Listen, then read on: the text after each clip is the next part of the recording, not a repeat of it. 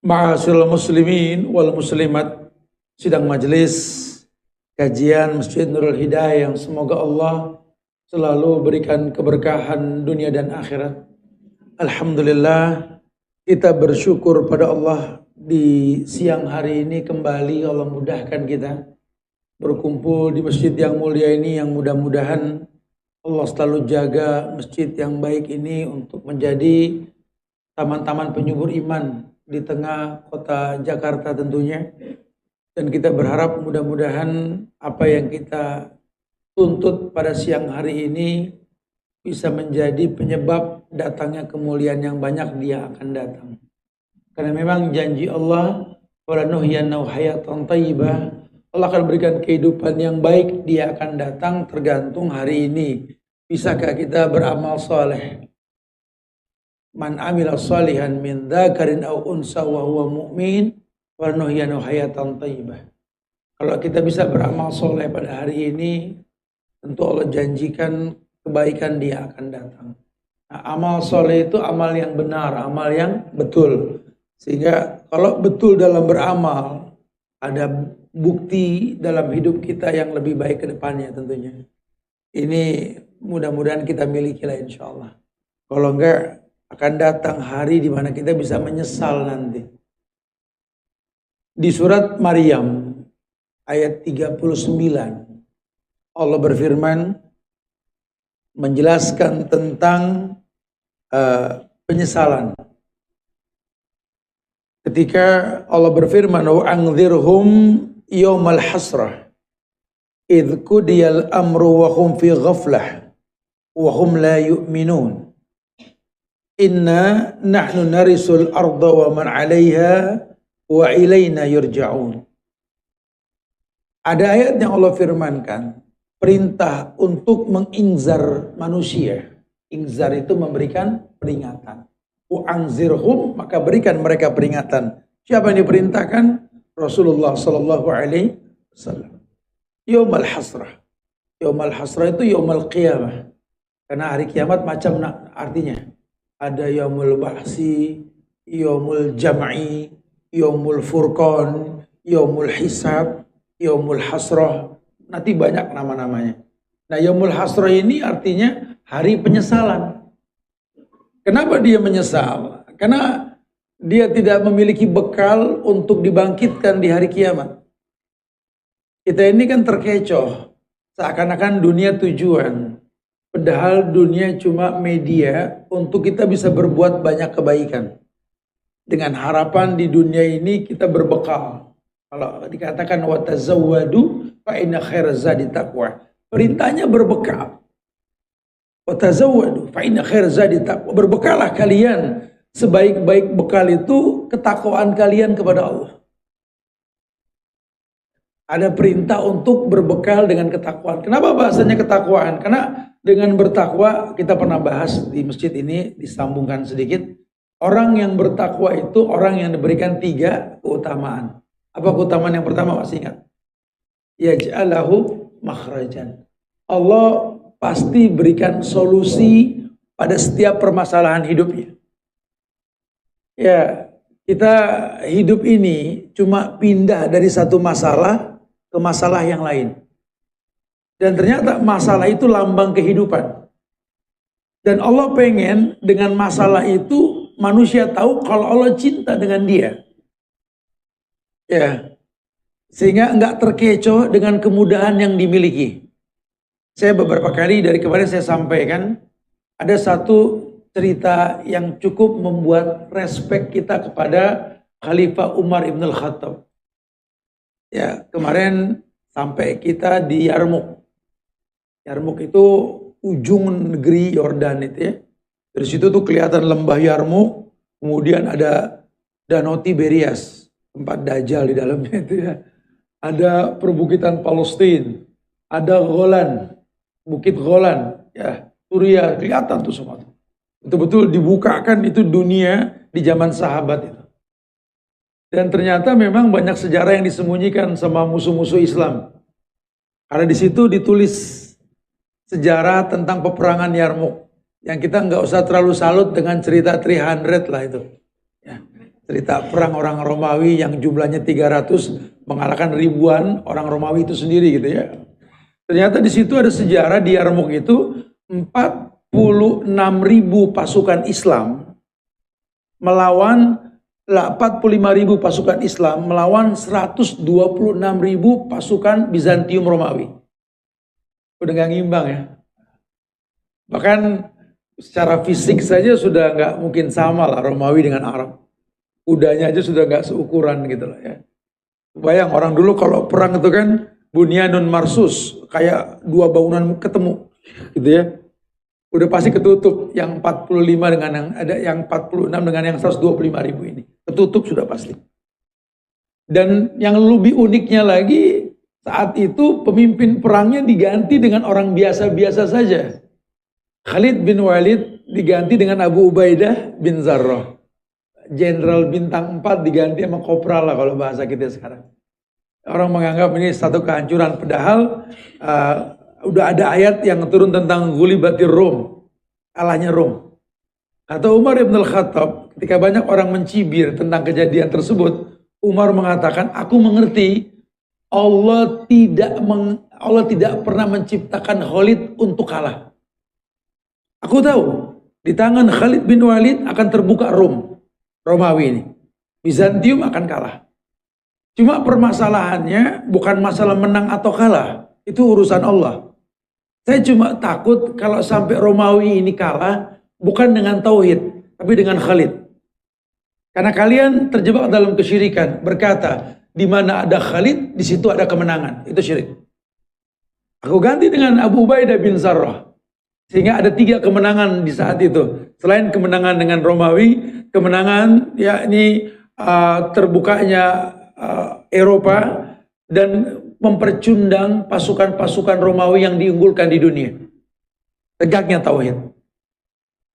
Jadi Umar berpikiran bukan masalah ini hidup menang atau kalah. Tauhid tegak tidak. Kadang-kadang kita nggak nyampe ke sana berpikir ini. Justru beliau tahu Allah menjanjikan kemenangan. Cuma jangan terkecoh. Jangan halalkan. Kalau kamu kerja, kamu bisa sukses. Tapi jangan halalkan yang haram. Yang mesti kamu pikirkan sukses pasti. Cuma ibadahnya gimana. Jangan ketika sukses kamu menyalahkan Tuhan. Kok lu jalan-jalan lagi di masjid? Gue sekarang pindah gawe. Income lumayan, cuma sholat susah. Gitu loh. Jadi orang lebih berpikir income bukan kemaslahatan ibadahnya. Kalau para sahabat tidak. Dia tahu menang kalah urusan Tuhan lah. Hidup ini bukan masalah kalah atau menang. Gagal atau sukses. Sakit atau sembuh. Bukan. Tauhid tegak tidak. Ya. Jadi bukan dunia, targetnya akhirat. Karena bocoran Tuhan apa? Walal akhiratu khairul laka minal ula. Saya dengan dia bukan pengen nyaman dunia. Agama saya makin bagus enggak? Mikirnya begitu.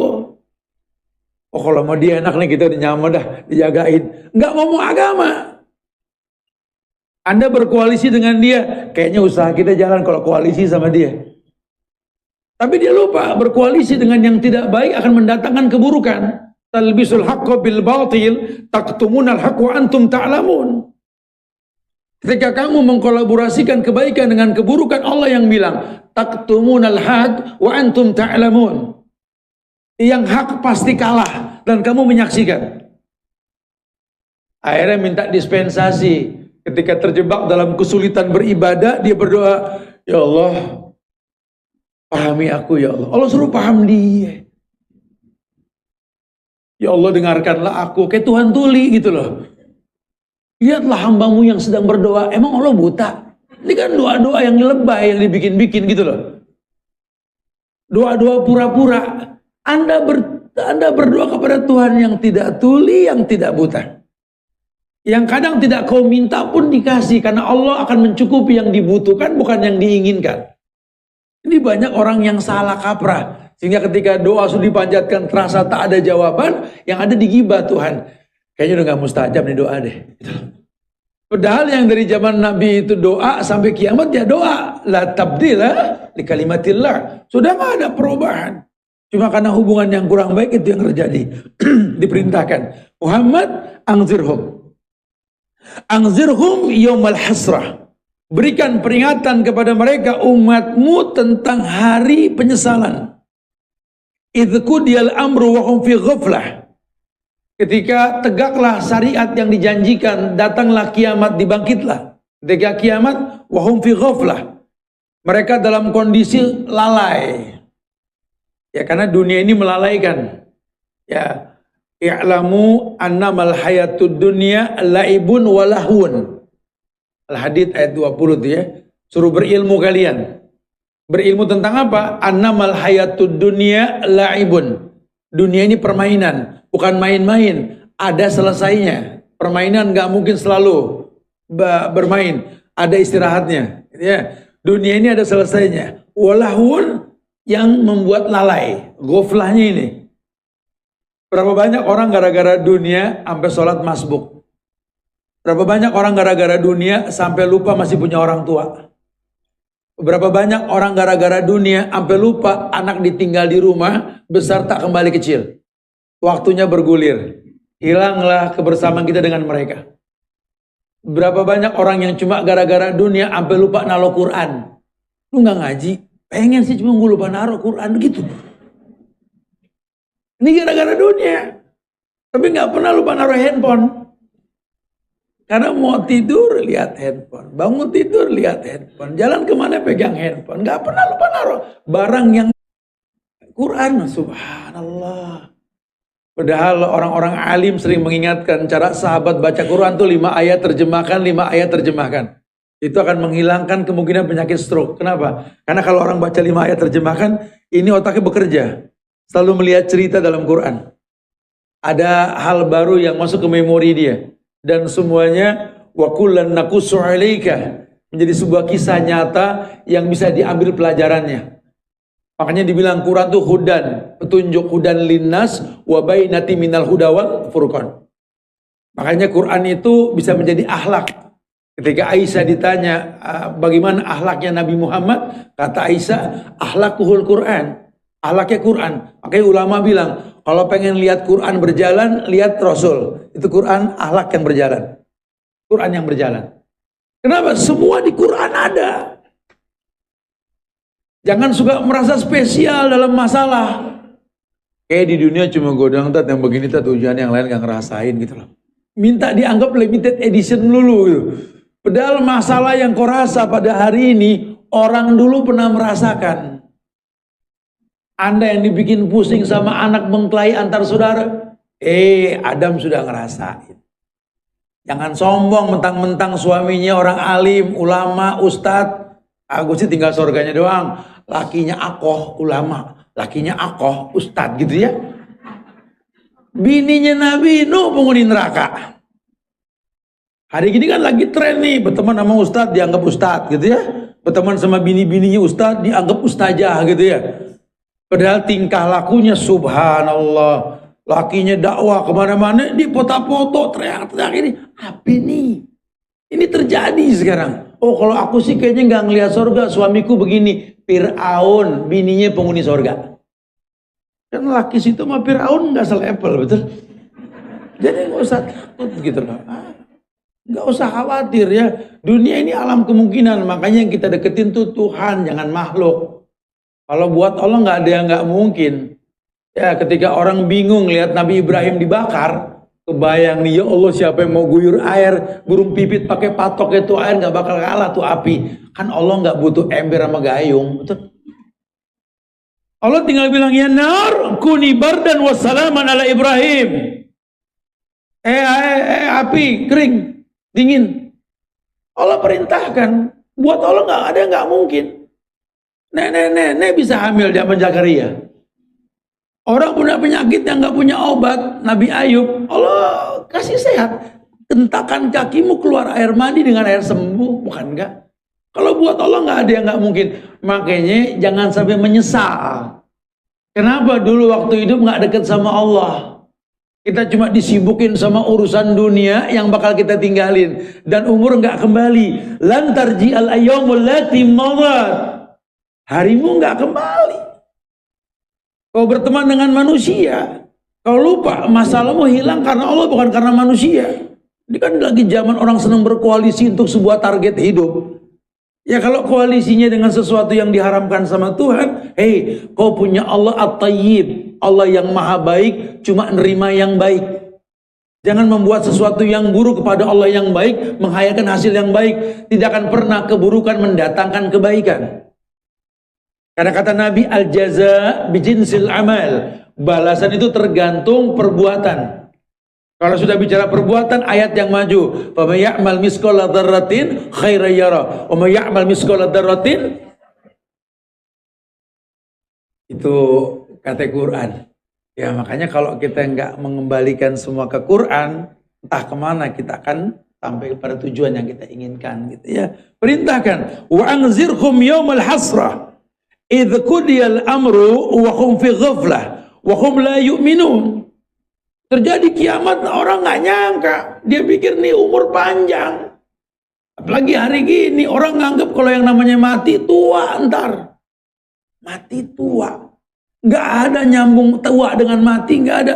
Tua itu lambang kelemahan, bukan lambang kematian. Kalau mati mah, bayi belum lahir aja bisa mati di perut. Anak kecil aja bisa mati. Mati mah nggak bicara umur, bicara ajal. Itu pun Allah yang tahu. Kullu nafsin. Ya, kalau pada tahu bangunan-bangunan di gedung bukit-bukit Petra tuh kan, itu pintunya aja sampai 10 meter itu kuburan. Ya, kalau kuburan dulu kan lebih pendek dari orangnya. Kalau orangnya kan dibilangnya 60 hasta ya, sekitar 18 meter orangnya. Tinggi-tinggi. Bukit pun diukir. Umurnya pun di atas 500 tahun. Saya ngelihat kondisi yang seperti itu, ini orang tingginya 18 meter, umur 500 tahun minimal, pada tua-tua. Kalau sombong, zatul imad, orang kaum Samud itu, Allah musnahkannya dengan lengkingan suara, mati sekali. Hujan batu pun mati. Apa yang mau disombongin?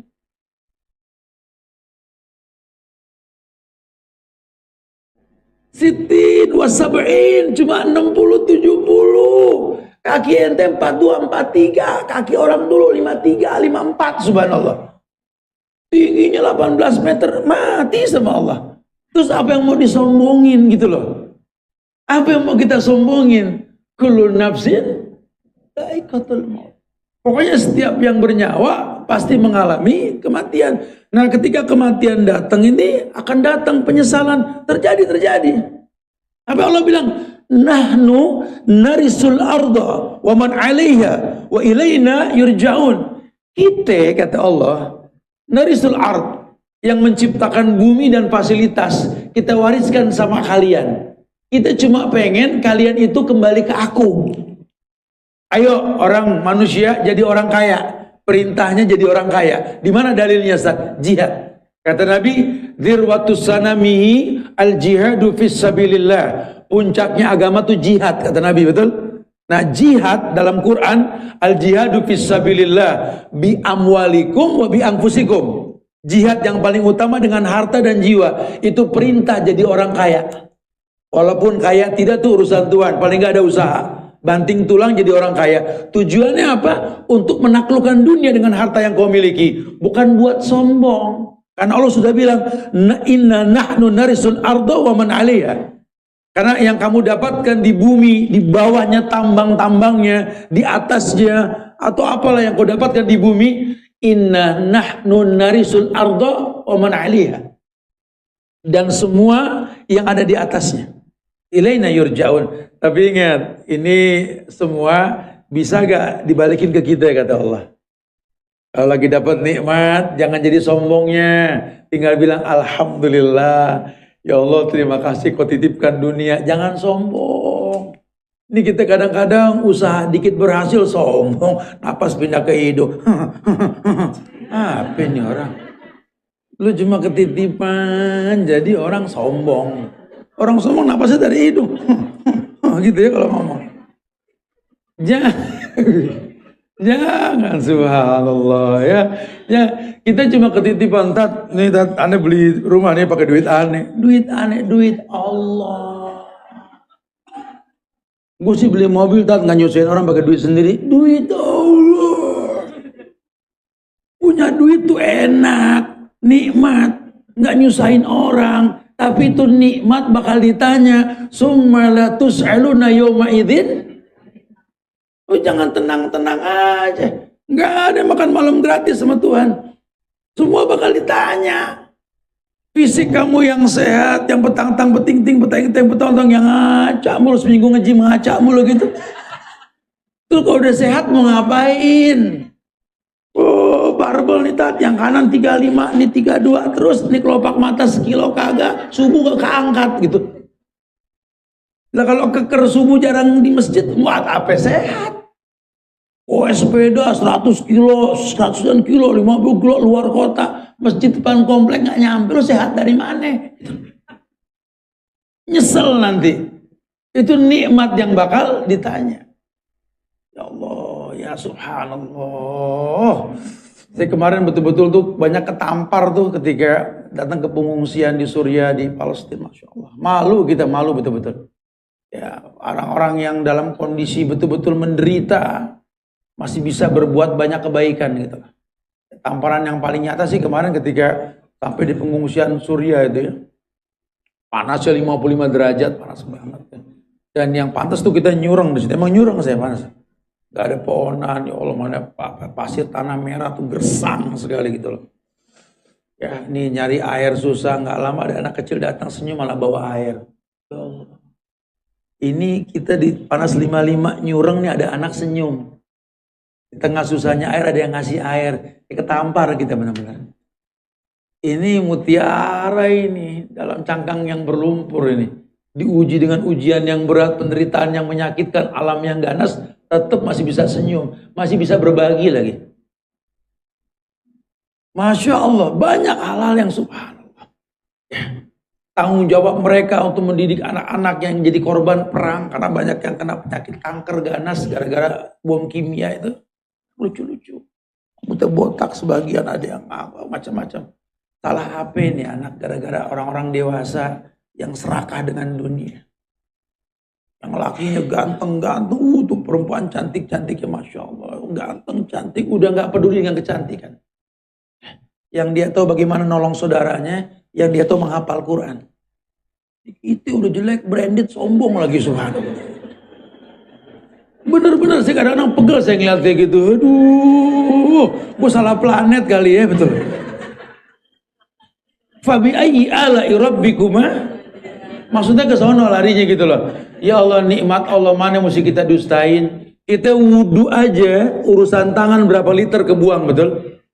Di sono tuh orang cuci tangan sampai 3 kali satu air yang sama untuk 3 orang karena susahnya air. Mereka berusaha untuk wudhu itu nyala, buka, matiin. Buka, matiin. Jadi nggak boleh air kebuang. Di kita baru udah ngobrol. Ya apa kabar? Berapa liter nih kebuang gitu. Dan banyak perbuatan mubazir. Mubazir temannya siapa? No, teman dia no. Ya. Jadi kadang-kadang banyak perbuatan yang talbis antara kita dengan kebiasaan setonia. Kelihatannya syar'i, padahal kita nggak syar'i. Itu yang terjadi sekarang. Agama cuma buat hiporia, agama cuma buat tren. Nggak tahu fungsi syariat tuh nggak tahu. Kenapa? Karena taklidiyah. Kita cuma mengekor tanpa ilmu. Akhirnya menyesal. Masa ini makin lemah, bukan makin kuat kita. Daya tangkap kita karena yang kita baca ini makin lemah, bukan makin mampu. Nah, waktu-waktu tersebutlah ulama menekankan kepada kita untuk berhati-hati. Makanya ulama pernah menjelaskan tentang penyebab awal sebuah kesalahan. Jadi orang sebelum berbuat dosa itu ada penyebabnya. Coba kita bahas. Karena kita takut terjebak dalam penyesalan nih. Kata ulama, ada 3 awal berbagai kesalahan yang berujung kepada dosa. Yang pertama, yakni sombong. Kita tahu ini yang membuat iblis ya dilaknat oleh Allah karena kesombongan. Karena merasa mampu, merasa punya. Sementara sombong itu sifat Allah, al-mutakabbir. Allah maha sombong, wajar, Allah sang pencipta. Kalau makhluk nggak boleh ada yang disombongin. Lawang ketitipan kok sombong gitu ya. Nah, Hati-hati dengan sifat sombong. Ini awal dari sebuah kesalahan. Makanya kita kalau udah mulai sombong nih, buru-buru istighfar. Kita yang tahu, sombong itu bukan baju bagus, mobil bagus, rumah bagus, bukan. Walaupun rumor di mulut kita ini kalau sombong itu, wih gila mobil baru, sombong gitu ya. Yang punya mobil, gue sombong apa sih lah? Wih sendal baru, sombong. Sepatu baru, sombong. Kita kan begitu ya. Zaman sekolah kan gitu, sepatu baru dinjekin sombong, sampai dekil. Orang suka bilang, sombong itu batrul haq wa ghumtun nas. Kata Nabi, sombong itu batrul haq, tahu hukum nggak dipakai, wa ghumtun nas, diremehkan manusia itu sombong. Ya, jadi sombong bukan rumah bagus, mobil bagus, baju pakai, sendal sepatu bagus, bukan. Itu mah kembali kepada pemiliknya. Kalau memang perlu seperti itu nggak apa-apa. Ya makanya ada ulama yang terkenal penulis buku Bulughul Maram. Siapa namanya? Ibnu Hajar Al-Asqalani. Ya kalau suka baca buku Bulughul Maram tuh ya, fikihnya orang Indonesia tuh. Bulughul Maram, ulama Ibnu Hajar, orang-orang Syafi'iyah ini. Dia juga ada sarannya Subulus Salam tuh. Di zaman Ibnu Hajar ya, itu dia punya kereta kuda karena belum ada mobil motor saat itu. Kereta kudanya mewah. Raja pun iri karena nggak sebagus punya Ibnu Hajar. Padahal dia orang alim, ulama besar di zamannya. Orang mengatakan sombong, dijelaskan maksudnya ini kebutuhan bukan sombong. Jangan sampai orang Islam diidentikan dengan kemiskinan. Nabi kita kaya. Nabi kita kayanya orang, cuma sederhana. Kalau ada orang bodoh bilang Nabi itu miskin, makanya nikah sama janda kaya. Ini orang nggak belajar. Dari mana Nabi miskin? Nabi nikah sama perempuan lebih tua 15 tahun bukan karena pengen cari hartanya Khadijah, bukan. Maharnya Rasul itu 200 onta. 14 abad yang lalu 200 onta. Uang sekarangnya 2,5 miliar. 2,5 14 abad yang lalu gede apa kecil? Jangan bilang miskin, Nabi cuma qasdu, mendidik umatnya untuk sederhana. Al-qasdu fil fakri wal ghina. Kaya nggak mentereng, miskin nggak kelihatan, itu yang Nabi contohin. Karena mengecoh. Ya, mengecoh. Bahkan diasyariatkan dalam agama kita, laki aja jangan kelihatan tua, Pak. Ya, hina, warnai janggut, selain warna hitam. Nggak boleh kelihatan lemah di hadapan musuh. Orang Islam mesti kuat. Mereka kulkasnya di luar, kita kan di dalam rumah, dia di luar. Silakan yang mau ngambil air sebanyak-banyak, kita Masya Allah, udah di rumah dikunci lagi. Nah kita agak susah. Padahal kalau bicara tambang di negeri kita, wow ya, bukan cuma minyak bumi, ada minyak kelapa, minyak sawit, ada minyak macam-macam di kita. Harusnya lebih kaya gitu. Coba mungkin keberkahan yang mesti kita gali lagi nih supaya didatangi sama Allah gitu. Hati-hati, itu yang pertama, sombong. Yang kedua, rakus. Rakus ini apa? Khirs. Al-khirs dalam kebaikan boleh. Ikhris ala ma yanfa'uk wasta'in billah, ada syariat. Yang rakus kalau berbuat baik boleh. Tapi kalau rakus diterjemahkan kayak monyet yang semua pengen dipegang, tangan megang, kaki megang, mulut gigit gitu ya, itu nggak diperbolehkan.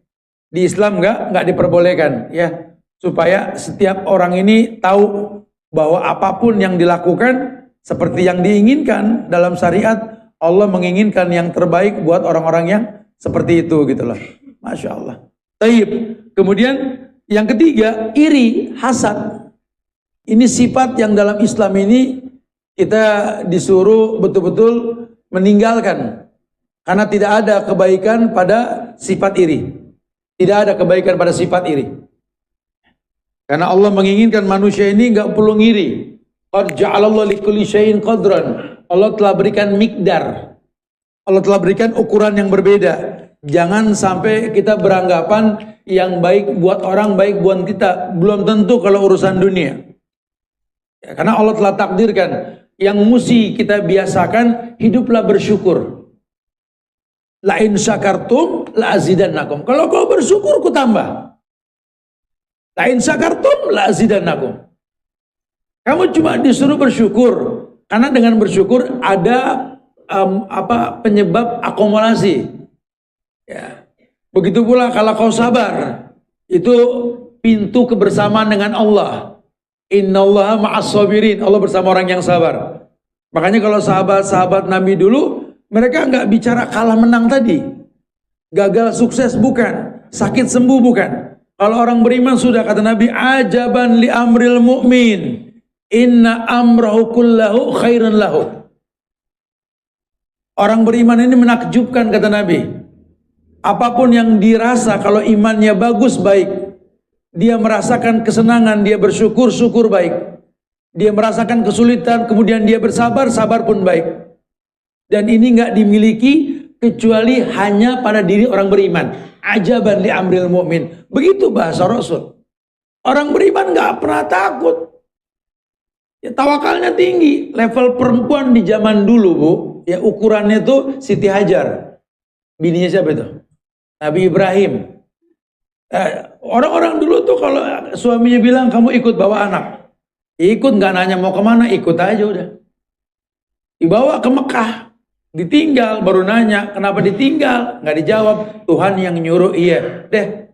Kalau Allah yang nyuruh nggak bakal bahaya. Karena yang dia tahu konsekuensi berumah tangga nurut. Gimana mau nurut, Tat? Oh, lakinya begitu, lalu pilih, gitu loh. Emang nggak ada ta'aruf? Cari tahu, tak kenal maka ta'aruf. Dicari tahu supaya gampang patuh. Karena yang paling gampang buat perempuan tuh patuh sama suami. Ya kan? Tadi katakan idza sholatil mar'ah khamsaha wa shamat sahroha wa hafazat farjaha wa atwat zaujaha qila laha udkhulil jannah min ayyababi syi'ti. Seringnya ibu-ibu ada dengar gini kan? Perempuan tuh digampangin dengan 4 keutamaan. Asal jaga sholat yang 5 waktu, nggak usah bilang oh belia dia rawatib nafilah, nggak usah, 5 waktu jaga. Kemudian bayar puasa Ramadan sempurnain. Kemudian tutup aurat, patuh sama suami, suruh masuk dari semua pintu surga. Enteng sudah. Suami yang kerja dia nanggung dosa, ibu tenang-tenang saja di rumah, Bu. Tapi kok kata Nabi banyakkan perempuan di neraka, Ustaz? Itu Mas Buloh. Di situ masalah buat lo. Kenapa bisa begitu gitu loh? Lawang memang harusnya santai di rumah. Laki ini kan subhanallah ya. Antum jangan tenang-tenang aja, Pak. Ya ini nanggung dosa orang sebelah kita. Kita yang banting tulang berangkat pagi bareng kang sayur, pulang malam bareng kampret tiap hari gitu. Kita yang capek sepatu banyakan dia, betul. Kita yang capek sendal banyakan dia. Kita yang capek cuma butuh sampo, sabun sama odol. Lihat botol dia banyak di kamar mandi, betul? Ya tapi memang itu kenyataan. Makanya berilmulah sebelum beramal supaya nggak terjebak dalam kesalahan. Ini dunia, ini ujiannya begitu. Ya. Makanya belajar qanaah, belajar nerima, ya, belajar benci dan cinta karena Allah. Jadi kalau ukurannya memang nggak ganggu ibadah, ya bahkan makin khusyuk, walaupun banyak isu yang masuk ke telinga, jangan gampang diterima. Ukurannya ibu, ada yang kasak kusuk tentang anak kita, tentang pasangan kita, jangan gampang dipercaya, tabayun dulu. Karena sampai saat ini Allah nggak rusak agama kita. Mungkin buat dia dengan dia ada kerusakan, tapi kan mereka dengan kita nggak ada masalah, gitu ya. Kita jangan suka terprovokasi dengan hal-hal seperti itu. Oh anak kamu tuh gini, tapi ke rumah nggak ada masalah. Nah, dulu mungkin ada sebab lain, sehingga cari dulu tabayun. Jangan gampang terwarnai oleh informasi yang ada. 3 tuh awalnya ya. Kemudian ketiga hal tersebut dimiliki oleh manusia, maka akan terbukalah pintu dosa. Nah sementara dosa oleh ulama itu dibagi menjadi 4. Bentuk dosa dibagi menjadi 4. Ini mesti tahu level-level dosa, jangan pukul rata dosa aja. Dosa yang pertama namanya dosa mulkiyah. Dosa mulkiyah ini adalah dosa di mana sikap seorang hamba melakukan segala hal yang sebenarnya ini merupakan hak rububiyahnya Allah. Jadi dosa mulkiyah ini sebenarnya dosa yang dikerjain sama orang karena dia punya kekuasaan. Sebenarnya ini hak Allah, kekuasaan. Sehingga orang yang punya kekuasaan akan kemungkinan dia berdosa dengan dosa sombong karena merasa berkuasa. Nah, ya. Tuh. Jadi orang kalau udah berkuasa kayak paling gede. Padahal kekuasaan nggak menambah tinggi badan dia. Kekuasaan nggak menambah jumlah bilangan angka usia. Saya juga bercanda kalau sama biker nih, kadang-kadang orang-orang pendek naik moge kayak tinggi, nggak ngefek, saya bilang. Tetap turun pendek lagi gitu loh. Apa yang mau disombongin? Makanya itu motor cuma alat bantu sampai ke tujuan, bukan buat sombong-sombongan. Di kita nih alat bantu sombong. Nggak usah punya motor, punya kaos aja sombong gitu. Nggak paham orang kita. Lalu itu kendaraan dari awal dibuat untuk sampai ke sebuah tujuan. Cuma karena memang persaingan nilai menjadi kolektor kita. Berubahlah fungsi kendaraan menjadi koleksi yang naik investasinya gitu loh. Itu yang terjadi. Akhirnya sombong. Kemudian yang lainnya apa nih? Merasa besar. Orang kalau sudah punya mulkiyah, punya kekuasaan, akan merasa besar. Pokoknya sehingga dia beranggapan bahwa kita kalau kita diumpamakan tiger, kita nggak bisa berteman sama selain tiger gitu loh. Karena yang lain tuh mangsa kita, merasa eksklusif. Ini penyakit dosa yang kedua nih. Kemudian sifat memaksa, pengennya didengar, bukan mendengar. Orang kalau sudah sukses, ini yang terjadi. Bodohnya orang kita menganggap orang kaya tuh udah bener aja. Sehingga kalau datang Ramadan, bantuan dia kayak turun dari langit langsung dari Tuhan. Kita nggak cross check, jangan-jangan money laundry. Kita nggak cross check, jangan-jangan nih orang memang sedang mencari followers atau apalah. Ya hati-hati, jangan gampang menerima bantuan orang-orang yang kita nggak tahu dari mana hasilnya. Karena yang namanya syubhat sama ulama dijauhkan, walaupun sifatnya boleh. Apalagi kalau mutlak haram nggak diperbolehkan. Cuma karena memang orang punya kekuasaan, udah bener aja, kata ulama gitu. Kemudian merasa tinggi.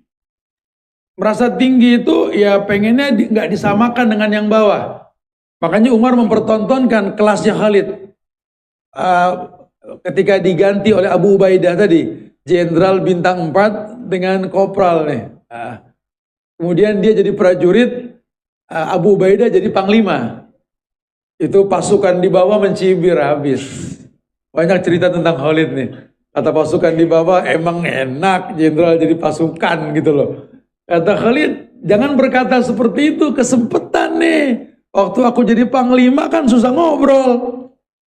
Susah nanya. Sekarang aku jadi rakyat seperti kalian prajurit, tanya kenapa Khalid nggak pernah kalah. Jadi Khalid nggak masalah. Bahkan dia yang mengejar Heraklius itu. Itu lembahnya dalam sekali. Dia putar kudanya 12 hari tidak berhenti dia memicu. Dia pacu kudanya itu. Gemeter orang-orang Romawi. Sampai di situ ada perkataan dari Heraklius, ini yang jarang diabadikan sama dunia. Kata Heraklius, selamat tinggal Surya. Selamat tinggal tanah mulia.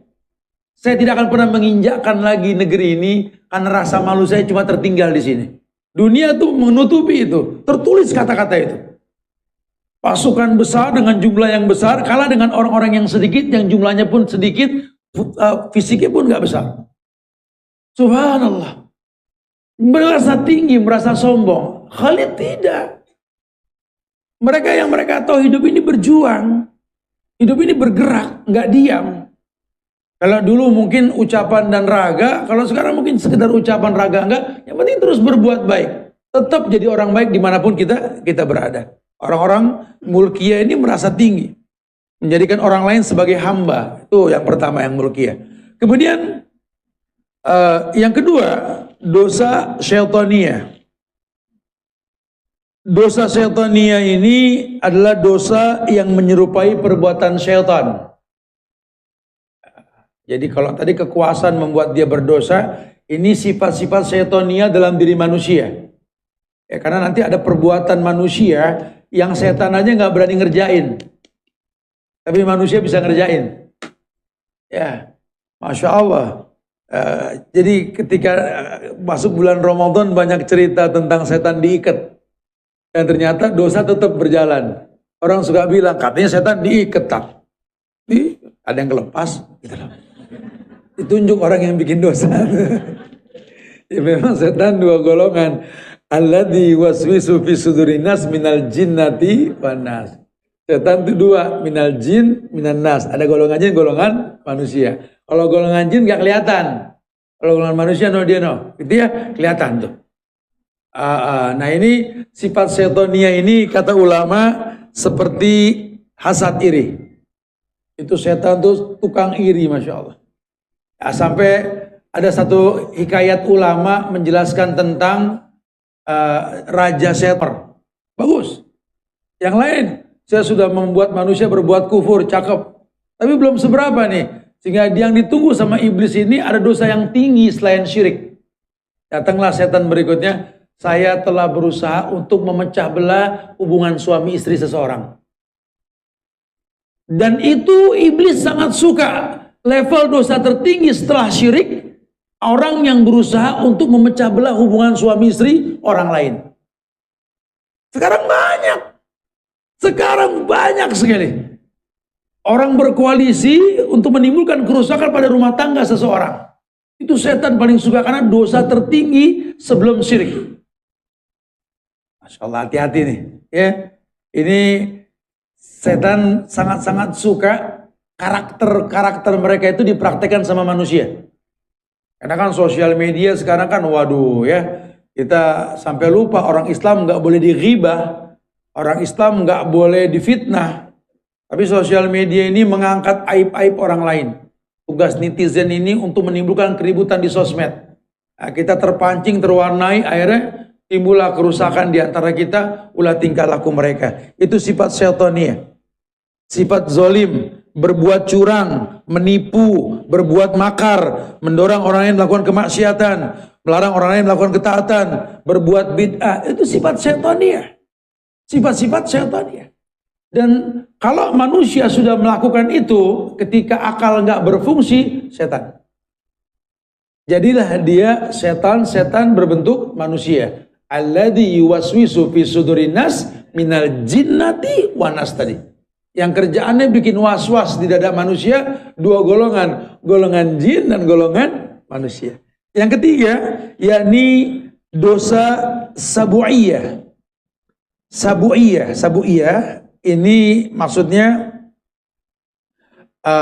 dosa yang terwujud di dalam perbuatan. Jadi pada setiap aktivitas ada subu'iyah. Apa di situ contohnya? Seperti orang berbuat sesuatu kemudian dengan cara memusuhi, menyakiti, menzolimi. Ya pokoknya kita bisa sukses. Yang penting kita mesti jatuhin dia dulu nih, rusak dia dulu nih. Ya ada ada usaha-usaha untuk menjatuhkan usaha orang. Nah kayak hari gini nih, banyak orang bilang nih ada anak-anak kecil nih Ustaz kena diabetes, kena kanker, tuh gara-gara makanan di supermarket. Itu nggak sportif itu, ya suruh bertobat yang ngomong kayak gitu itu. Itu yang dagang itu ada depkesnya loh. Dan dia tulis kalorinya, gulanya apa dia tulis.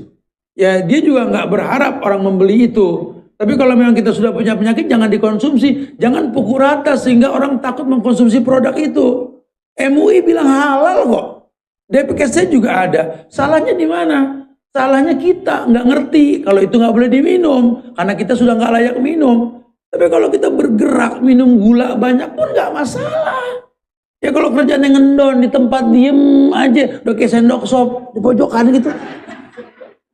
Terus minumnya gula mulu, ya diabetes. Jangan salahin produk. Ya ini kita nih kadang-kadang nggak sportif, bisnisnya kayak begitu, saling menjatuhkan. Jangan. Ya itu nggak bagus. Ya udah ada aturan mainnya. Nah itu pun subu'iyah. Kita pengen menjadi orang yang sukses, tapi menimbulkan kerusakan pada diri orang lain. Oh itu paling nggak boleh, paling nggak diperbolehkan dalam agama. Sportif lah. Kadang-kadang kita kalah sama orang kafir, buka usaha di toko yang sama sederet, produknya sama. Karena rezeki nggak ketuker. Ya, kenapa kita mesti khawatir ngelihat teman buka usaha di tempat usaha yang dekat kita usaha? Gak ada masalah, rezeki nggak ketukar. Saya pernah kalau di daerah Banyumas sana tuh ada Goa Lowo ya, Goa Lowo. Itu pernah ke sana itu, saya ngeliat tuh kalau malam tuh kelelawar keluar dari goa tersebut tuh makanya dibilang Goa Lowo, Goa kelelawar itu ya, itu jutaan kali itu. Dan ketika pagi balik nggak ada yang salah tempat, gitu loh. Padahal jutaan bareng masuk dan mereka nggak punya mata, pakai penciuman kan, pakai suara ultrasonik itu, nggak pernah salah anak di situ. Hikmahnya kalau kita ngelihat ini kan ayat-ayat yang tersirat kan, Allahu Akbar bener ya. Lihat cara Allah tuh, lihat. Enggak, rezeki nggak pernah ketukar. Kenapa kita mesti punya rasa khawatir dengan manusia? Aduh, saat saya stres, saya ditipu orang, saat dia lupa rezeki nggak ketukar. Ya mungkin Allah cuma pengen suruh kamu sabar, rezeki kamu telah ditentukan. Ini orang nipu kamu, tenang, Allah ganti dari yang lain. Tapi kapan? Itu suuzon sama Tuhan. Kalau sudah suuzon, inna ba'da zonni ismun, keburukan yang kau rasa. Mana tahu Allah cuma pengen kamu menangis di atas sejadah kamu. Mana tahu Allah cuma pengen kamu datang ke orang tua kamu minta didoain. Mana kamu tahu Allah cuma pengen dengan gagalnya kamu ditipu orang, suruh dekat ke masjid, dekat sama orang-orang soleh. Mana kita tahu? Keberuntungan sama orang soleh. Wow. Rugi kalau kita nggak berteman sama orang soleh, nyesel nanti. Itu kalau yang pensarah di gua Kahfi, Ashabul Kahfi itu dijelaskan bahwa kita nggak ngebahas jumlah orang yang tidur di dalam gua ini, tapi lebih menekankan kepada lihatlah kalau berteman sama orang soleh, jangankan manusia, anjing pun bisa masuk surga. Hikmahnya dalam ya. Lihat. Kalau sudah yang namanya berteman sama orang soleh, anjing pun bisa masuk surga. Apalagi kita manusia. Ayo jangan menyesal. Nanti ketika kita diwafatkan sama Allah, kita bakal bangkit sama orang yang kita suka. Yang kita suka orang soleh bukan. Orang laki boleh senang sama pemain bola, tapi cintanya sama sahabat, cintanya sama Rasul. Jangan cinta kepada pemain bola lebih cinta dibanding cinta kepada para sahabat. Bangkitnya para pemain bola, orang-orang kafir. Yusaru yaumal qiyamah, ya akan dibangkitkan pada hari kiamat. Anta ma'aman ahbabta, kamu akan dibangkitkan dengan orang yang kamu cinta. Jangan meletakkan cinta bukan pada tempatnya. Kalau sekedar salut, respect, karena rajinnya mereka berlatih jadi orang hebat, bolehlah. Simpulkan dari biografi seseorang boleh. Tapi kalau mencintai, ingat, cinta Islam ini sampai ke surga. Jangan sampai salah meletakkan rasa cinta. Karena anta ma'amman ahbabta. Kau akan dibangkitkan bersama orang yang kau cinta nantinya. Jangan salah-salah, paham itu ya. Kemudian sampai menimbulkan permusuhan, kemarahan, pembunuhan, bahkan merampas hak orang lain, itu dosa sabu'iyah. Entah kita di mana nih. Dan yang keempat, yakni dosa bahimiyah. Dosa bahimiyah. Dosa bahimiyah ini dosa yang urusannya perut sama kemaluan. Ya, saking hobinya makan, wisata kuliner, sampai tengah malam masih hunting makanan. Gara-gara makan malam, subuh bareng duha. Wisata kuliner, muter tempat makan mana yang dia nggak tahu. Kerjaannya muter nih urusan perut nih. Ya, karena dia punya uang ya boleh-boleh aja, nggak bisa disalahin. Lu makan mulu ya terserah duit gitu dia bilang. Iya juga, cuman anak kesian aja gara-gara antum makan di waktu yang nggak tepat, ada kewajiban yang terbengkalai. Urusan kemaluan begitu. Ya pokoknya hunting perempuan kalau laki, perempuan nyari laki agak beres-beres gitu loh. Apa sih yang dibutuhin? Ya. Islam menawarkan laki dengan perempuan, perempuan dengan laki, tujuannya cuma satu. Fa inni mukatsiru bikumul umam yaumal qiyamah. Aku ingin kamu berbangga dengan banyaknya umat pada hari kiamat. Perempuan nikah, laki nikah. Kalau sudah menikah tujuannya cuma satu, memperbanyak umat. Bukan yuridul afaf, bukan tidak berzina. Tidak berzina pernikahan itu dampak positif pernikahan. Bukan tujuan nikah. Kalau tujuan nikah memperbanyak umat. Memperbanyak umat. Bisa gak nikah dengan dia lahir umat Muhammad yang soleh? Bisa gak dengan dia dijaga umat Muhammad ini madrasah? Kalau bisa nikah. Kalau cuma pelampias syahwat, ini muskilah. Anak nikah supaya nggak zina. Ya banyak orang berumah tangga selingkuh zina. Bahkan bukan cuma laki. Teman-teman di KUA menjelaskan 80% terjadinya perceraian ini kasusnya perselingkuhan. Dan yang paling banyak perempuan bukan laki. Subhanallah. Geleng pala. Loh kok kebalik? Kan tuduhannya pada laki-laki. Karena lemahnya hati perempuan. Laki-laki mesti paham. Jadi lemahnya hati perempuan. Kalau kita laki-laki ini punya aktivitas, perempuan tidak stay di rumah. Dan itu susah sekali untuk bisa menjaga. Karena kita cuma menganggap rumah itu tempat yang nggak boleh orang lain masuk. Ada rumah lain yang di tangan. Apa? Sosial media. Sosial media ini kayak rumah buat kita. Sekarang setiap orang bisa masuk ke rumah kita di sosial media. Fitnah. Hari gini calon mantu kita nggak usah datang ke kamar anak perempuan kita untuk lihat wallpaper. Cukup lihat vlognya. Apa yang dia buat dalam video pendek gampang sekali. Hari gini maling nggak perlu nanya atau berkoalisi dengan mbak di rumah kita. Karena kita gemar untuk memberitahu kondisi rumah kita. Galak pintu baru, hordeng baru, ini baru. Kata teman-teman di KPK, asik nih ngecek yang begini enak nih gitu ya. Gara-gara bininya ngupload semua barang, lakinya ketangkep habis itu. Korupsi ini tahuan nih. Ini kayak gini jangan dianggap remeh loh.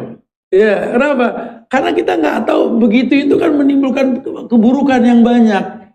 Ya ima jadi dipandang sombong, atau membuat orang hasut, atau menginspirasi orang untuk berbuat dosa dan maksiat. Cuma gara-gara urusan perut dan kemaluan. Ya dubillah wa na'udzubillah. Makanya mesti kita luruskan ya.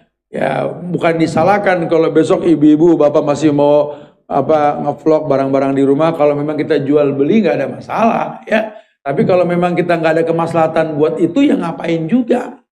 Untungnya apa? Yang ada riya. Dan riya itu penyebab orang terhalang dari berjumpa dengan Allah di akhirat nanti.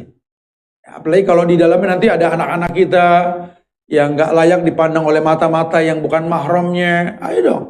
Ya diingatkan jangan sampai nikmat yang Allah berikan mendatangkan keburukan yang berkepanjangan. Wa yadubillah wa na'udzubillah. Surat An-Nisa ayat 123. Ketika Allah berfirman, "May ya'mal su'an yujza bihi." Jadi dipastikan kalau keempat dosa tersebut diperbuat, kata Allah, "May ya'mal su'an." Ya'mal itu mudhari', sifatnya continuous tense. Kapanpun, dimanapun, kalau dikerjain itu perbuatan su'an, dosa yang empat tadi, yujza bihi. Pasti kontan Allah balas. Nah ciri khas balasan Tuhan apa? Sebelum di hari kiamat nanti. Ma'isyatan donka. Wa man a'rada an dzikri fa inna lahu ma'isyatan donka. Wa nahsuru yawmal qiyamati a'ma. Wa qala rabbi lima hasartani a'ma wa qad kuntu basiran. Kadzalika atatka ayatuna fanasitaha wa kadzalika al-yawma tunsa.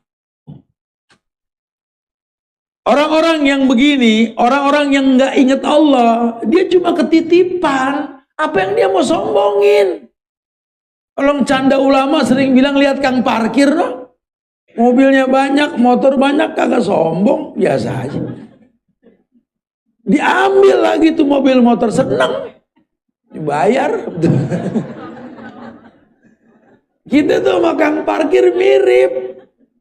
Cuma statusnya aja nggak ada bacaan kang parkir di badan kita. Kang parkir mirip cuma ketitipan. Emang ada orang Islam mahite bawa STNK sama BPKB? Gak. Bawa sertifikat? Ya enggak. Ijazah piagam? Enggak. Cuma ketitipan. Yang nitipin cuma pengen jalanin. Dalam rezekimu itu ada rezeki orang lain. Nahnu narzukukum wa iyahum. Kami kasih rezeki sama kamu buat mereka. Begitu bahasa Allah. Kamu cuma ketitipan. Dititipin jangan munyain.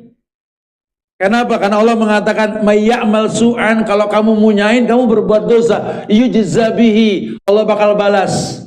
Balasan yang paling nyata, ma'isatan donka tadi, hidupmu sempit, rumah gede, pekarangan luas, serba penuh dengan fasilitas, tetap ngayalnya villa di puncak, hotel di luar negeri, pengen ngayap. Ini sorga ditinggal mulu. Padahal ini rumah nggak layak tinggal, wong semuanya ada, cuma dia nggak betah. Jadi kayak kelomangan, apa kelomangan? Keong yang punya kaki itu, bakal ditinggal batoknya nanti. Ya, repot dengan batok, akhirnya ditinggal tuh batok, repot dengan rumah. Wah, kita sibuk dengan modifikasi rumah, nggak beres-beres, beres-beres. Pas jadi meninggal, nasib. Yang melanjutkan nggak satu visi, jadi gedung tua akhirnya. Itu yang sering terjadi kan? Banyak rumah-rumah pengusaha di beberapa daerah jadi rumah tua karena anaknya nggak satu visi dan misi.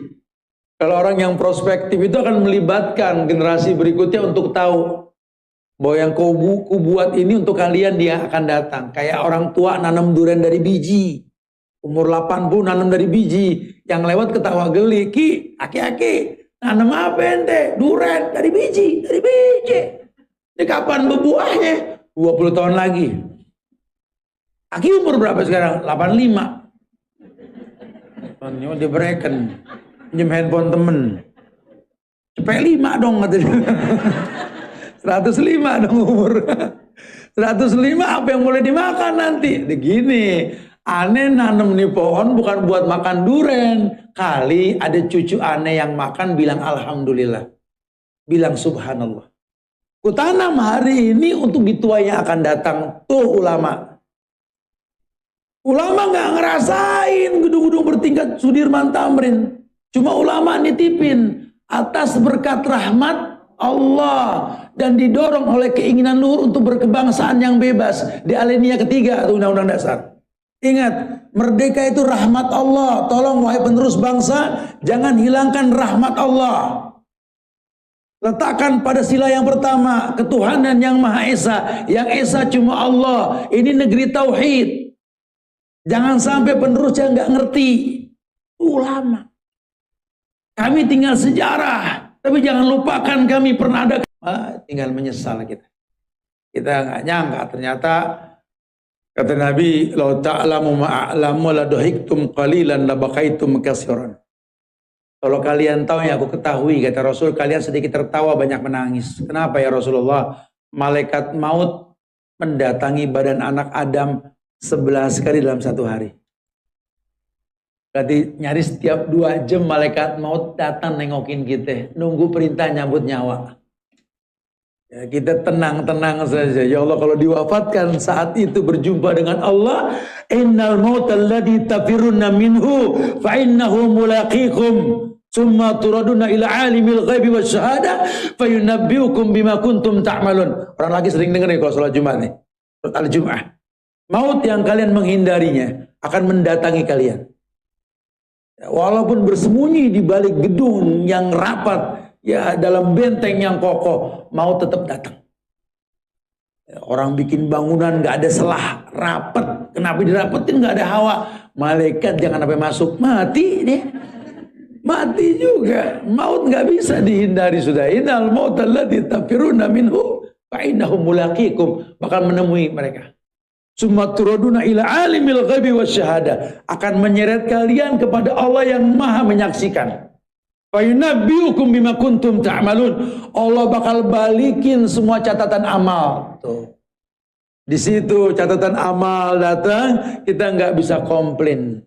Ya, di mana manusia melihat dosanya dan dia tahu layak dihukum. Itulah yang dikatakan yaumul hasrah, hari penyesalan. Wallahu a'lam.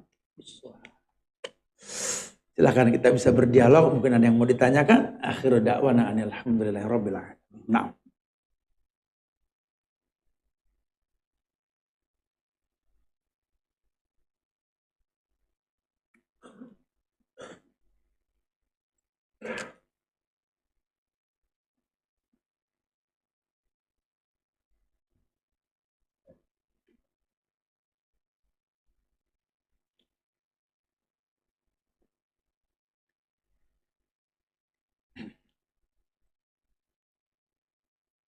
Ya, fadhal, silakan.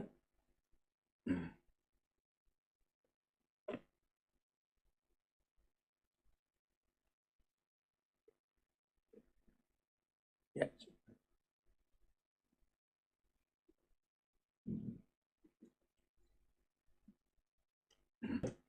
Assalamualaikum.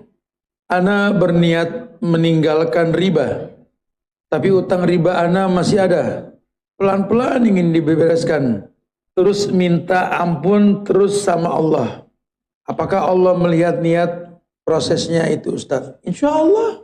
Di situ kita nggak boleh mencibir orang yang belum bisa meninggalkan kemaksiatan tersebut, karena mungkin ada akad yang mesti dia jalani ya. Jadi ketika Nabi bilang kullu amrin jahiliyah tahta qadamaini maudu'ah, semua perkara jahiliyah di bawah telapak kakiku musnah. Dan riba yang kumusnahkan riba Abbas yang pertama. Abdullah bin Abbas, ayahnya Abdullah bin Abbas, pamannya Rasul itu. Di situ dijelaskan bahwa kalau orang masih punya utang riba, selesaikan kemudian jangan diulang. Anda lagi nyicil rumah tat, udah jalan 2 tahun sih, 3 tahun lunas mudah-mudahan. Nah pas 2 tahun Anda ngaji tat, ternyata nggak boleh tat ya riba. Terus, jadi Anda makanya sekarang kabur-kaburan nggak mau nyicil. Ya bukan begitu. Mengeles namanya. Les. Selesaiin dulu akadnya, udah selesai jangan diulang gitu ya. Dan nggak dosa rumah tersebut dibeli dengan riba karena dulu nggak tahu. Nggak ada hukum buat orang yang nggak tahu sampai dia tahu. Ya jadi jangan dicibir. Ya kalau memang dulu dia nggak tahu, kelas. Tugas dia cuma menyelesaikan. Ya mau mobil, motor sama. Selesaikan jangan diulang gitu ya. Jadi nggak apa-apa, yang penting kita mohon ampun sama Allah. Nah di sela-sela itu wa'ad bisayyatal hasanat tamhuha, tetap berbuat baik. Teman yang belum bisa ninggalin riba tetap ngaji, tetap beribadah, mudah-mudahan itu semua menghapus dosa secara perlahan, mudah-mudahan ya. Karena sudah beda niat. Kalau dulu niatnya itu kerja di konvensional itu untuk mencari dunia dan berbangga, sekarang dia menangis menyesal. Cuma mungkin belum bisa meninggalkan secara total.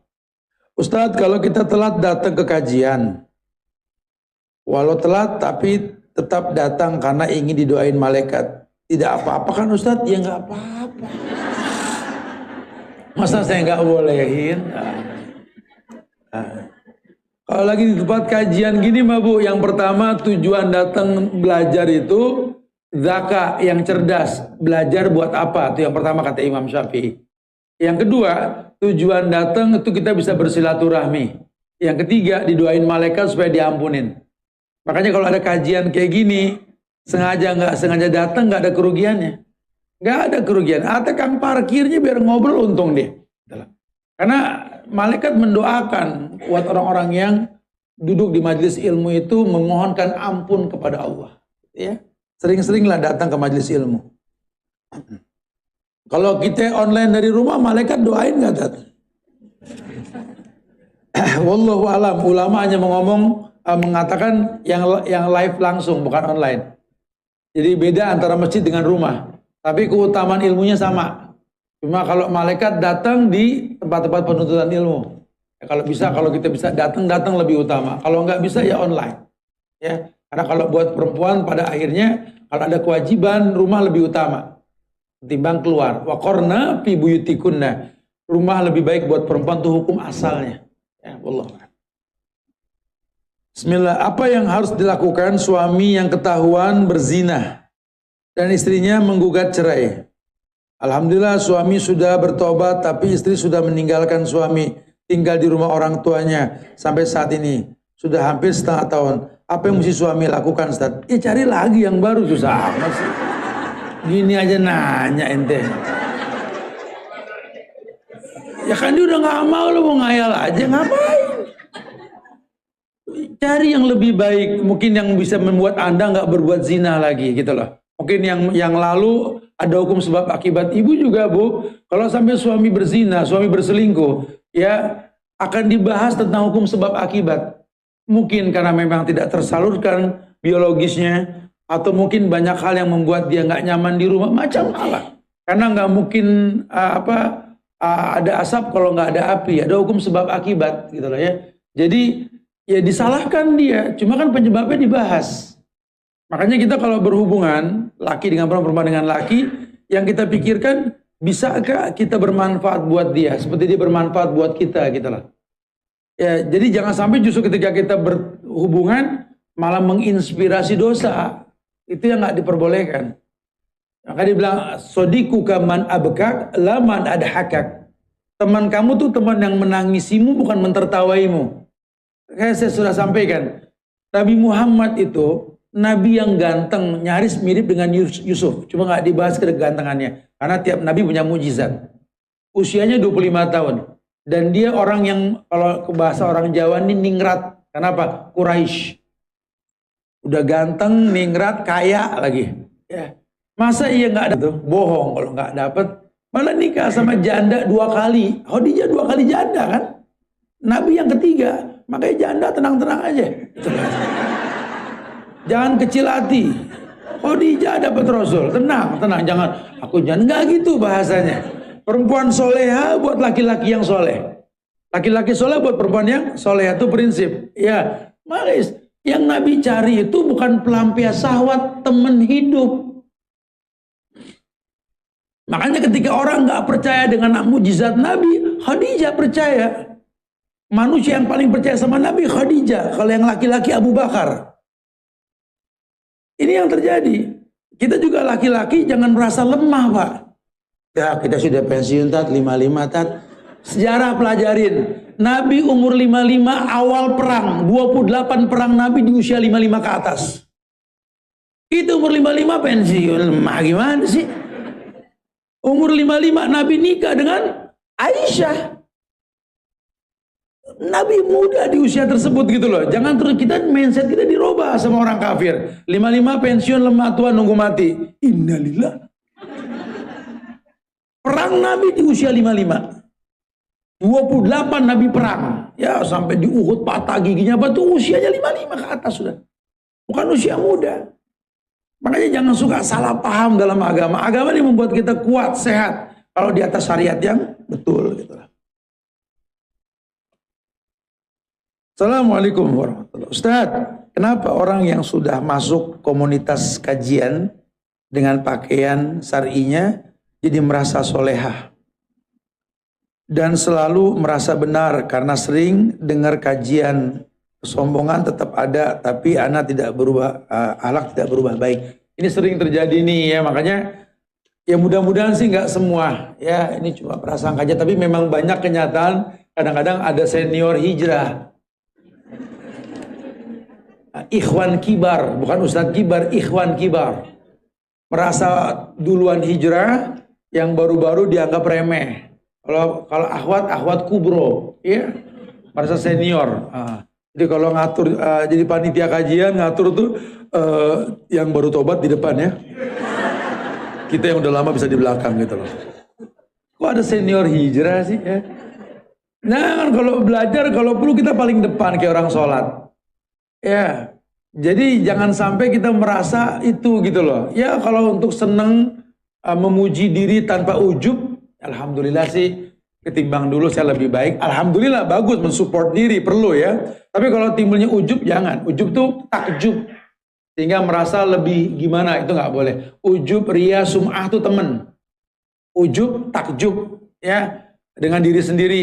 Sum'ah pengen didengar, ria pengen dilihat. Itu berteman tuh 3. Ya jangan merasa sombong, jangan. Ya, wallahi kadang-kadang justru orang-orang yang alim itu orang yang punya akhlak. Makanya ulama al-khiyar, ulama dibilangnya al-khiyar. Khiyar itu orang yang menyiapkan maklum. Makin alim makin memaklumi orang. Ah udahlah ya, memang dia sedang berubah, jangan terus dianggap gimana. Yang sudah pakai kerudung panjang, kalau lihat yang kerudung pendek, ya Allah mudah-mudahan Allah kasih hidayah insya Allah. Kamu udah cakep loh, panjang lebih cakep. Harusnya gitu. Jangan lihat yang kerudung panjang, lihat yang pendek. Penghuni neraka nih, jangan gitu. Jangan. Ya, laki-laki juga begitu. Mungkin kalau udah syar'i, alhamdulillah ngeliat yang belum.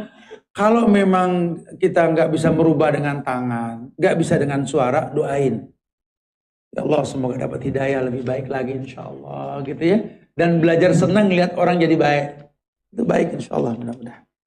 Assalamualaikum Ustadz, izin tanya, bila ada pembeli sebuah objek rumah, dia ingin harga transaksi di notaris diturunkan agar mengurangi pajak pembelian, bagaimana hukumnya? Wallahu alam. Kalau urusan pajak ini karena memang di Islam hukum asalnya nggak boleh, khilaf ulama sebagian memperbolehkan mengurangi jumlah angka dan bilangan. Wallahu alam bishawab. Tapi saya menghindari itu. Cuma karena memang menghindari sesuatu yang dilarang diperbolehkan. Wallahu a'lam bishawab. Ustadz, kalau sudah dimulai kajian di masjid, apakah boleh kita tidak melakukan tahiyatul masjid? Lakukan. Imam sedang di atas mimbar saja lakukan. Karena hukum asalnya ke masjid tahiyatul. Ada 3 ibadah sunnah, tapi wajib di masjid. Yang pertama, tahiyatul masjid. Yang kedua, sholat syuruk. Yang ketiga, i'tikaf. Itu sunnah, tapi wajib di masjid. Dia masuk masjid 2 rakaat. Sunnah ya. Enggak pun enggak apa-apa. Jadi kalau ada kajian, ya selama memang kita enggak mengganggu pandangan orang yang sedang belajar, karena belajar wajib, ya antum cari posisi di mana, sholatlah di situ. Dan biasakan sholat dengan sutroh. La sholata illa ila sutroh. Tidak boleh sholat tanpa sutroh. Makanya tadi masih ada yang berjamaah. Kalau bisa akan datang letakkan sesuatu di depannya. Baik orang yang duduk, dinding atau barang. Itu yang disunahkan sama Nabi. Bahkan sebagian mengatakan wajib. Wallahu a'lam bishawab. Karena Nabi mengatakan la sholata illa ila sutroh. Tidak boleh sholat kecuali menghadap sutroh. Ya, jadi teman-teman besok, akhwat maupun ikhwan, kalau sholat cari ada orang di depannya sebagai sutroh supaya nggak ada yang lewat. Atau dinding atau tas atau apalah. Yang penting orang bisa lewat nggak terganggu. Ya. Bagaimana mengetahui tentang pertolongan Allah secara langsung, Ustadz? Ya tentunya beragam. Ima mungkin dengan doa yang dipanjatkan, atau doa orang yang mendoakan kita lihat hasil dari doanya, atau mungkin keinginan kita ditolong saat kita sedang butuh pertolongan, macam hal. Makanya gampang mengatakan alhamdulillah dalam semua hal. Ya, itu pertolongan Allah. Dan rezeki dari Allah itu sifatnya umum. Jangan diidentikan dengan uang saja. Karena rezeki itu umum banget. Ya, kita beranggapan kalau kita lagi nggak punya uang, lagi nggak dapat rezeki dari Allah, salah. Banyak hal yang sifatnya menolong kita untuk bisa berbuat banyak kebaikan. Assalamualaikum Ustaz. Ini masih ada yang disingkat nih. Ustaz jawab. Nggak usah, nggak boleh disingkat-singkat. Ya, karena dalam bahasa Arab tuh ada arti tersendiri. Orang kita banyak dikritik nih sama orang-orang Arab. Nama saja di kita dipanggilnya potong-potong. Muhammad, mat gitu loh. Nanti beda arti. Muhammad tuh orang yang terpuji. Namain anak kita Muhammad, 1000 orang manggil, 1000 orang ngedoain. Tapi kalau Muhammad dipanggilnya mat, lain lagi artinya. Mat itu kan matobi'i, masilatawila, mat artinya kan ngelongok, ngintip artinya. Muhammad terpuji dipanggil mat jadi tukang ngintip nantinya. Rahman, Durrahman, Ar-Rahman, ya Abdurrahman. Abdullah, ya Abdullah. Rozak, Jack dipanggil gitu. Kita ini mesti dilurusin. Nama tuh doa. Kita panggil orang dengan nama yang baik tuh kayak kita ngedoain. Ya, jadi baguslah ya. Jadi kalau bisa jangan disingkat lagi ya. Assalamualaikum atau Bismillah, tanya dong boleh gitu ya. Apa yang harus saya lakukan apabila yang lalu-lalu yang saya kerjakan salah? Tapi apa yang harus saya kerjakan? Ya, dalam Islam semua kesalahan itu bisa dihapus dengan taubat. Ya. Jadi kalau kita pernah berbuat salah dan kita melakukannya saat itu sengaja, itu dosa. Maka hukumnya bertobat. Bukan ditebus. Ustadz dulu saya pernah nggak sholat, terus ngebayarnya gimana? Ustadz tanya, dulu nggak sholat kenapa? Kalau ketiduran, ya bayar ketika bangun. Lupa bayar ketika ingat, namanya qadha. Tapi kalau dulu emang sengaja, dosa nggak bisa ditebus. Emang kita Katolik, nebusnya di lemari, nggak bisa begitu. Kita orang Islam, kalau berdosa tobat, bukan ditebus dengan uang gitu loh. Dulu Anda puasa, Tat nggak pernah puasa, terus gimana bayarnya, Ustaz? Dulu nggak puasa, kenapa? Karena saya haid, ya bayar sekarang, ada kodonya. Karena sakit ada. Kalau dulu emang sengaja, tak dosa. Kalau dosa itu tobat. Cuma tobat doang, tat enteng bener. Kalau diterima, kan gitu. Ntar dulu nih, jangan bangga dulu. Orang suka kadang-kadang ngentengin proses. Assalamualaikum Pak Ustadz. Apa maksudnya malaikat datang 2 jam sekali? Itu pengen nyawa ente. Nunggu perintah, ngelinter tuh malaikat di badan kita tuh. Bayangin ya. Karena Nabi bilang 11 kali dalam 1 hari. Sebagai riwayat mengatakan 4 kali dalam 1 hari. Banyak riwayat tentang masalah itu. Ya, malaikat mendatangi kita. Bahkan sebagian riwayat mengatakan malaikat maut menatap wajah kita setiap 4 jam sekali. Cuma kita nggak dikasih tahu sama Allah. Kalau nggak latah, kaget mulu ya. Assalamualaikum Ustaz, izin tanya, bila punya masih kerja di kantor pajak, ada hadis yang menyebutkan tidak masuk surga pemungut pajak. Mohon penjelasan. Ya usah dijelasin, udah tahu. Ngapain saya jelasin? Kan udah baca hadisnya ya. Saran saya gini, teman-teman di perusahaan manapun, kita jangan menjudge tempat kerja ya. Perusahaan manapun, Islam ini agama yang nggak melarang kita kerja. Islam cuma melarang kita berbuat dosa. Ingat ya, mau kerja apapun silakan. Islam nggak pernah peduli. Bahkan saya respect, kemarin saya ke markas Albani di Yordan itu, saya bilang sama orang sana, ini kenapa nggak ada kajian pagi, siang, nggak ada, sayang loh. Di sini nggak ada, kenapa? Karena syekh, ulama-ulama sini kerja. Ada yang ngojol, grab, ada yang jadi kuli, ada yang reparasi jam. Ulama lihat tuh. Mereka selesai kerja, ngajarnya sore. Masya Allah, ya, Masya Allah. Mereka nggak pernah malu untuk itu. Makanya teman-teman kalau merasa di perusahaan yang jelas memang mesti ditinggalkan, ya nggak langsung ninggalin kali ya. Bertahap, buka usaha kecil-kecilan dulu, atau cari perusahaan lain yang halal, setelah mendapatkan baru resign. Jangan langsung, kadang-kadang kalau kita langsung kita nggak kuat, malah lebih fatal lagi nanti malahan. Ya, tetap semuanya dengan ilmu. Bukan dengan emosi tentunya ya. Wallahu alam bishawab. Ya Allah, semoga manfaat yang disampaikan ya. Minta maaf pada kerusakan, kesempurnaan hanya milik Allah. Jaga ukhuwah di antara kita dan jangan lelah untuk saling mendoakan ya.